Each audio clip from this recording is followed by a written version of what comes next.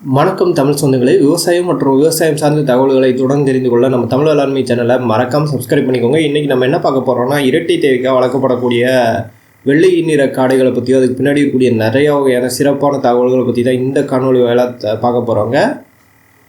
உலக லெவலில் ரொம்ப ஃபேமஸான ஒரு காடை இனங்கள்னால் இந்த ஜப்பானிய காடைகள் தாங்க. இந்த காடை இனங்கள் பார்த்திங்கன்னா ஒரு 45 நாளில் இறைச்சிக்காக நம்மளால் விற்பனை செய்ய முடியுங்க.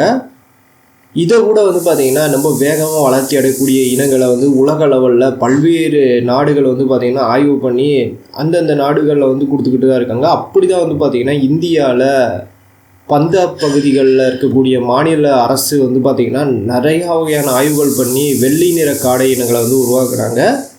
இந்த வெள்ளை நிற காடைகளை பொறுத்த வரைக்கும் ரொம்ப குறைவான காலகட்டங்களிலே அதிக லெவலில் இறைச்சி தரக்கூடியது, அதே போல் அதிக லெவலில் முட்டை தரக்கூடிய இனங்களாகவும் இந்த இனங்களை உருவாக்குனாங்க. சரி, மாநில அரசில் எங்கே உருவாக்குனாங்கன்னு கேட்டிங்கன்னா, Guru Angad Dev veterinary and animal science யூனிவர்சிட்டியிலாங்க உருவாக்குனாங்க. இந்த இனங்களோட பேர்னு எடுத்துக்கிட்டிங்கன்னா பஞ்சாப் ஒயிட் பேட்டர்னு சொல்லுவாங்க.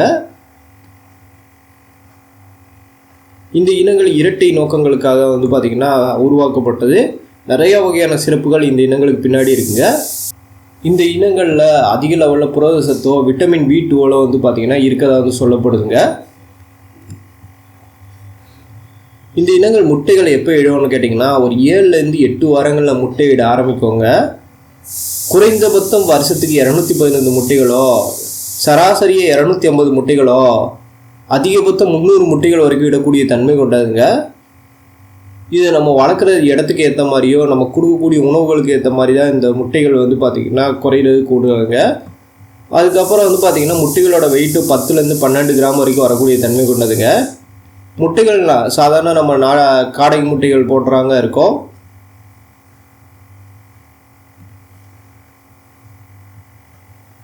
சரி, இது ஒரு 4 வாரங்களில் எந்த லெவலுக்கு வெயிட் எட்டோன்னு கேட்டிங்கன்னா 185 கிராம் வரைக்கும் அதிகபட்ச வெயிட் எட்டோங்க. இதே ஒரு 5 வாரங்கள்னு எடுத்துக்கிட்டிங்கன்னா 235 கிராம்லேருந்து 255 கிராம் வரைக்கும் வெயிட் எட்டக்கூடிய தன்மை கொண்டதுங்க.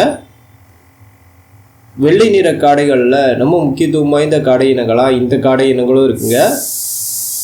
இந்திய லெவலில் இப்போ இந்த இனங்கள் கொஞ்சமாக ஃபேமஸ் ஆகிக்கிட்டு இருக்கு. அதனால தான் இந்த இனங்களை பற்றி நம்ம தமிழ் மக்களும் தெரிஞ்சுக்கிறதுங்கிறதுக்காக தமிழில் இந்த காடைகளை பற்றி நான் வீடியோ போட்டிருக்கேன். இந்த காணொலி உங்களுக்கு பிடித்திருந்த மறக்காமல் லைக் பண்ணுங்கள். இது போல் தொடர்ந்து வித்தியாசமான தகவல்களை தெரிஞ்சுக்கிற நம்ம தமிழ் வேளாண்மை சேனலை சப்ஸ்கிரைப் பண்ணிக்கோங்க. நன்றி.